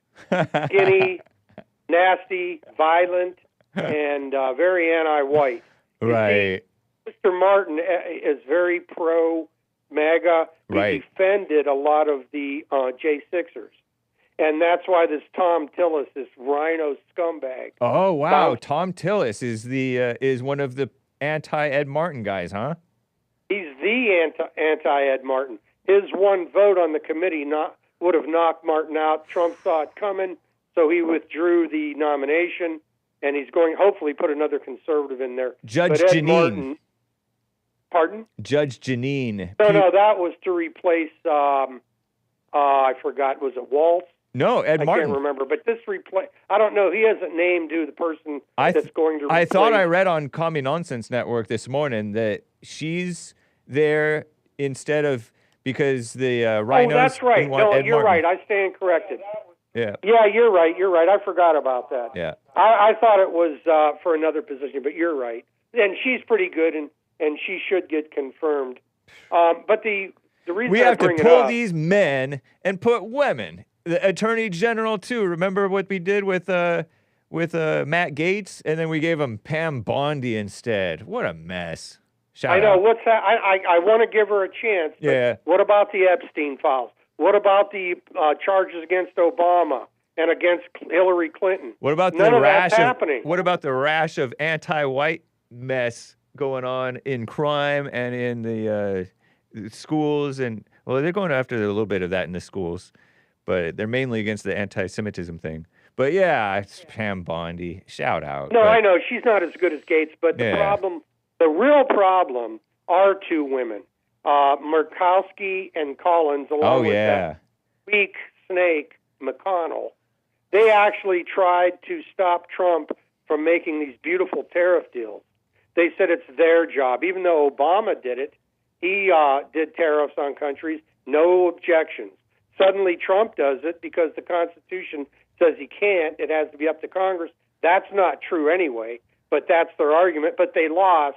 Thankfully, McConnell was too sick to show up.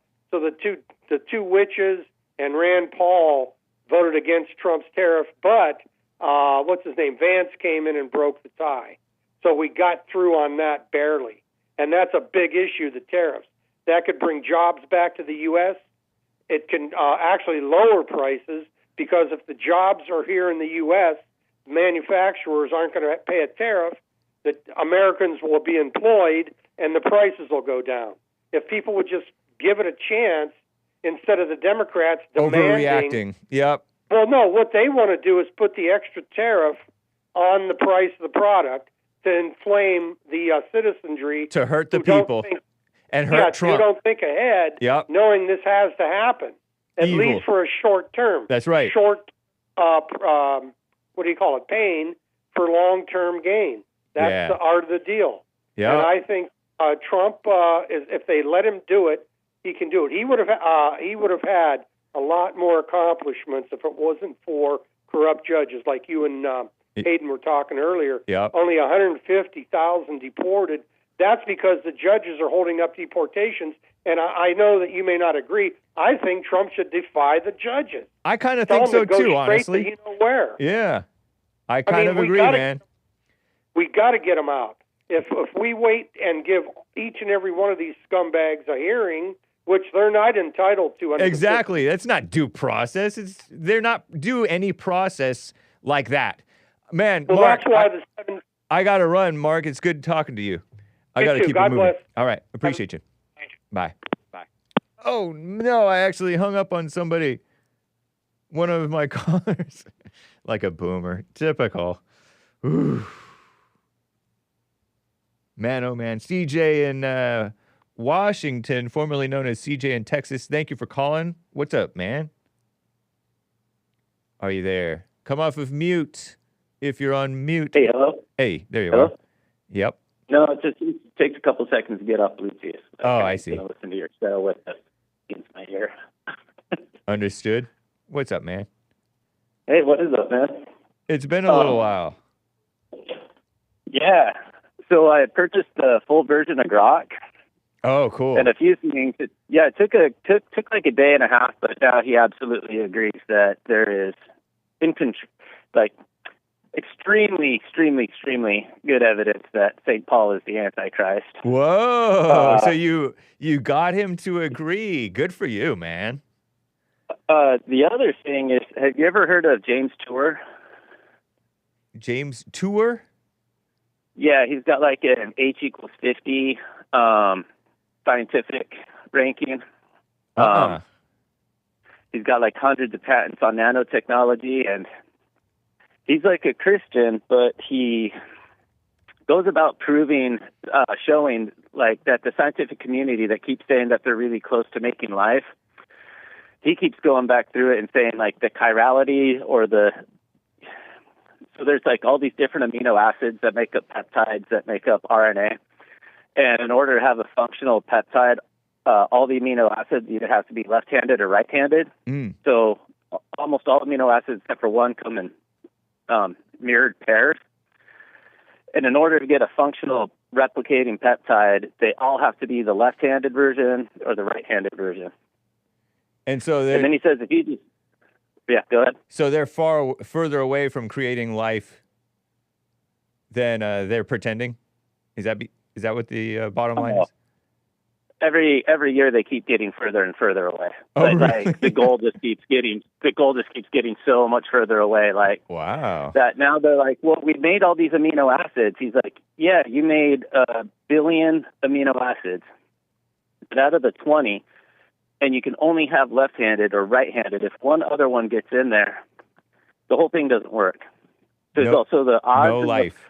All left-handed amino acids bonding without any side chain bondings happening, all in the right order, even without code that makes any sense.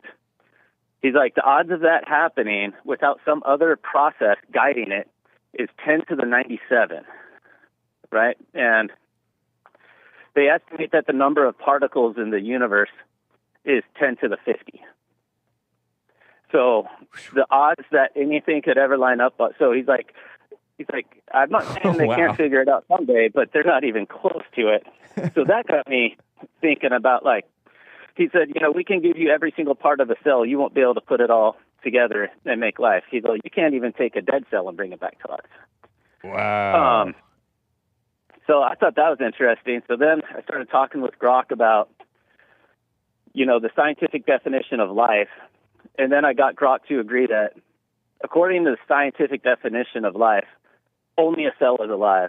There's no such thing as a human being being alive. Whoa. Which got me back to that one conversation I had with that one guy you had on your show that one day about, you don't exist in science. And I was trying to explain that to him. And that was with the atheist guy, right? T-Jump. Yeah. Okay. Yeah. And so, part of the definition of life is that replication, but human beings don't replicate. They create a new life form with its own distinct DNA. Yeah. Human beings don't metabolize. Only cells metabolize. Only cells replicate. Like every definition. So we're of life we're like a Voltron of cells. Shoutout. Well, part of the definition of life does not include consciousness, being able to make decisions, memory, emotions, morals. None of those are a part of life. Wow. But that is what makes us human beings. So I guess, so Grok said that my idea that a cell or a mitochondria is the only thing alive because they're the only things that have metabolism and replicate themselves, and and to the exclusion of any macroorganism. He said, no, that's like a new theory. But then, I don't know, he went through like ways to publish it. But I just thought that was odd because as they're arguing in front of the Supreme Court on abortion and stuff, and they're saying, well, like, when does life begin? Well, life begins when a cell is made, and that's it. Wow. Like, there is no macroorganisms that fit the scientific definition of life. So I just feel that like macroorganisms are something that was organized against the laws of entropy that are something larger than what life is even, which I would call like spirit. Okay. All right, cool. Interesting, man. You remind me a little bit of Lin Yen Chin. I don't know if you guys like each other or not. Oh, well, I don't know. He blocks and unblocks me all the I mean, every time. The only time I hear from him, he's like, yeah, I just unblocked you. I'm like, bro, I do not notice when you block or unblock me. Right. Like, I do not engage in the chat cards. The other thing I got Grok to admit, and this one's really interesting, is that when the United States made fiat currency, the Federal Reserve notes, they put them on par with the other forms of the dollar, the gold and silver dollars, and said all of these are going to be considered dollars. Wow. Then the Gold Act declared Federal Reserve notes and dollars are both legal tender. Then the U.S. Code declares that income is any cash at face value or property at fair market value. Now, so the U.S. makes gold and silver eagles. Silver eagle's $1. A gold eagle is $20, and a gold buffalo is $50. And when you pay that to the IRS, they give you face value off of your tax debt. Now, when you get those dollars, they say the income is based off the fair market value, and they call that property, even though the law says that cash is not property. And so they're asking you to take the fair market value of your gold eagle, but fair market value is still only valued in dollars, not Federal Reserve notes. So the fair market value of a $1 silver eagle is $1 in silver eagles. That's why you're not supposed to take fair market value on cash. Now, the IRS has a policy that says you need to take the fair market value of your gold and silver coins and Federal Reserve notes. But that obligates the law that says that fair market value should only be taken on property. Cash is taken at face value. So the way the law actually, and so Grok, I actually got Grok to admit that yes, a administrative policy cannot be different or override what a legislative law says. So the way that commerce should be happening with good Christian law-abiding people is that I give you a gold coin that says $20, and you consider that as $20 worth of income, and then you pay that $20 worth of income at 10%, which is $2, and you pay that $2 with Federal Reserve notes, and you've discharged all your obligation. And the only time you have to pay more tax is if you sell that gold coin for Federal Reserve notes. Now you've sold the $20 gold coin for $3,000. Oh, wow. And now you've made income on dollars. Yeah. But as long as good Christian human beings just trade gold and silver, it should work. Now, there was a court case with Bob Kerrey versus the IRS where his first round he defeated them in jury trials on 120-something counts of tax evasion. Oh. And then they came back and got him for, like, a whole bunch of other stuff, like holding properties and fake names and everything. So they eventually ended up putting him away. But his first round against him, he won 125. He's like maybe the most winningest person ever against the IRS. And so then I was thinking, that was a long time ago, like 20 years ago or so. Yeah. Wrap Is it that up because I after have a couple more calls to get to. All right. So now that the Supreme Court overturned the Chevron case, which even more severely limits the federal agencies from making up their own definitions, I think that case should be retried. But anyway. Interesting, man.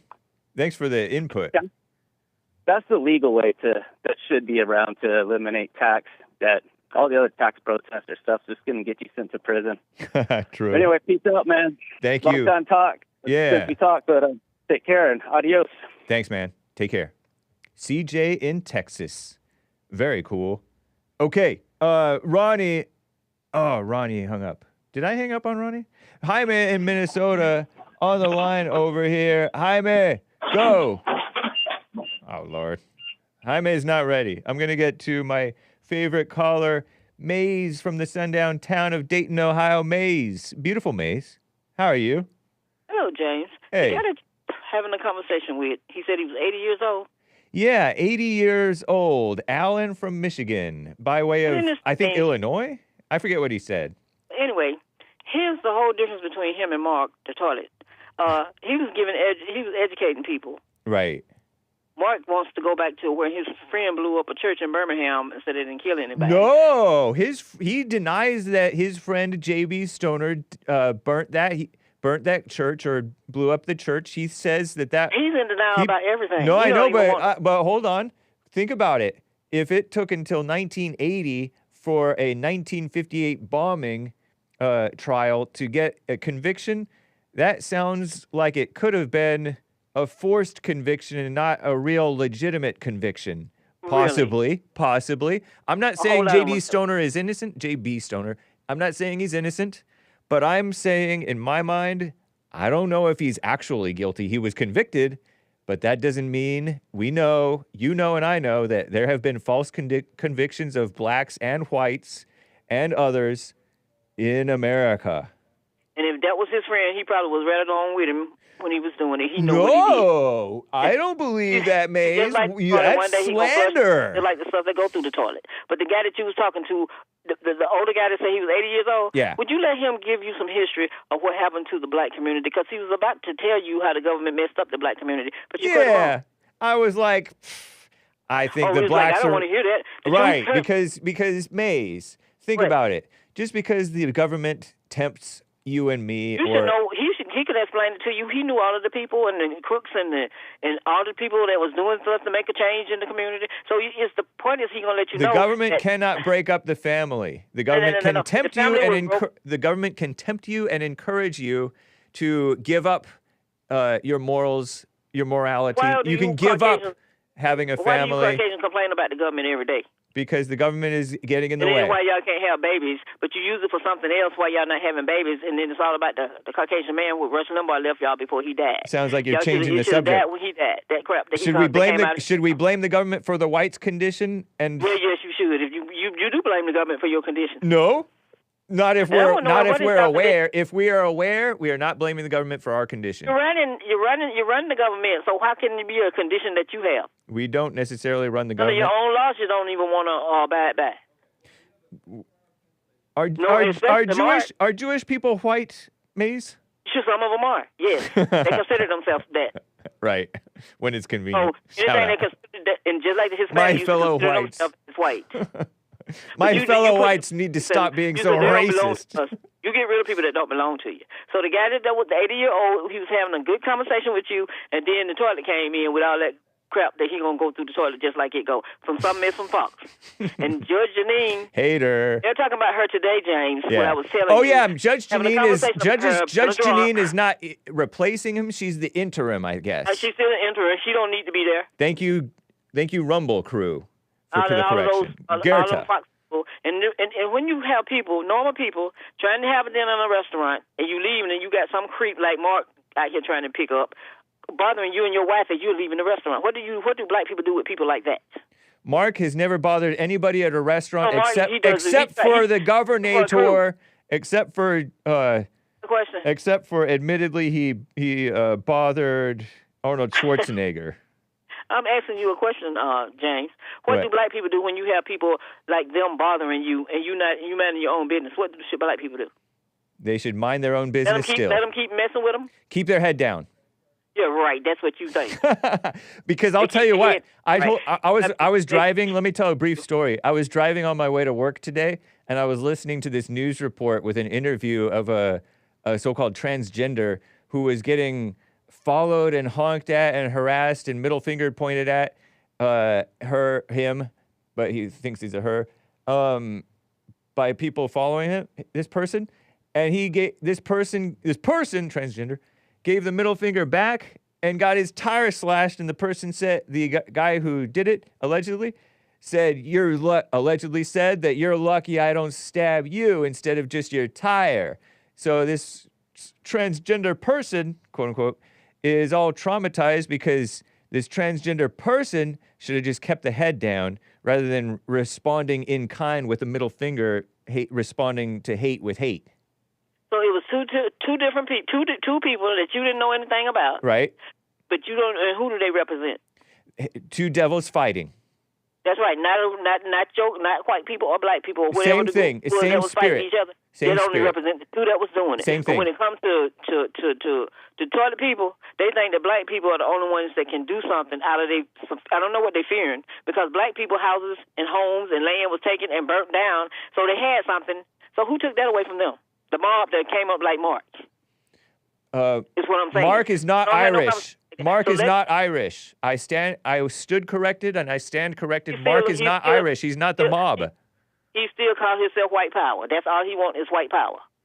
The point himself. five has taken over, so there is no whatever he wanted to be. Mate. So he got his point. You know what a point five is?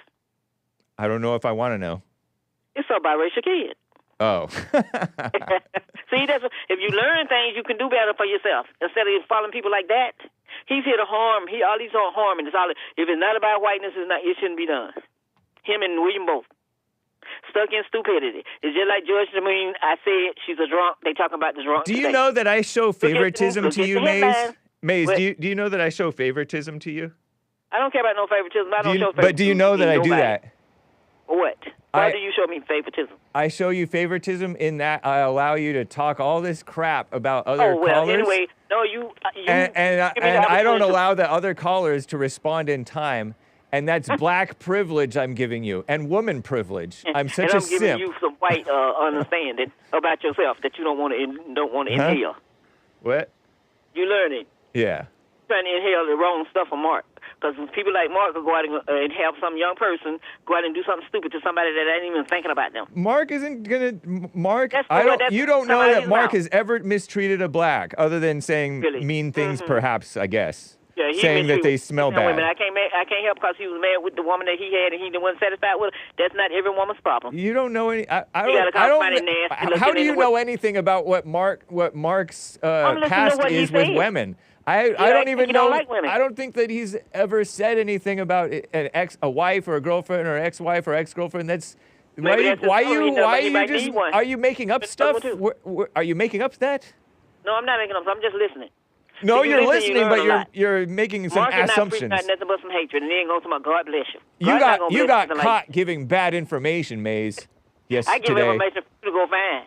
Well, remember, you and I have an ongoing disagreement about the facts. We can disagree and still be cordial to each other, can't we? Yes, we can. Yes, we can. So that's what I'm trying to say. Sí se puede. Sí nos puede. Sí nos podemos. Don't be a follower, be a leader. Because if you're following people, you might follow them down the wrong road. Hey, Maze, because of you, I don't stray too far from the sidewalk. Well, because of me, you don't have to stray too far from the sidewalk. Nice. But if you're standing in the middle of an oncoming path, you're going to get out of my way. Right on. I do. I get out of the way for people. Did you know that? That's manners. Yeah. Or it's compulsion. So you got the 30-year-old down in wherever, Texas or wherever he called you from. He's mixed up in the head, too. That's so true. Somebody needs to help him, not Mark. Mark is not the one to help him, and not William. He's not the one to help him. And then you call. I gotta go, the other Maze. one that called out Rick. He's so sick he don't even know what's going on. He's just out there in the middle of the ocean, like the one said there's no slave ship. Right. Those kind of people. I gotta run, Maze. Nice talking with you. You have a good one. You too. Take care. Okay, hi, man, William, Ronnie, and the rest of the callers. You get priority on Monday if I'm live, which I should be. Peace in the Middle East, or at least in your hearts. The Fallen State is coming up next. Bye.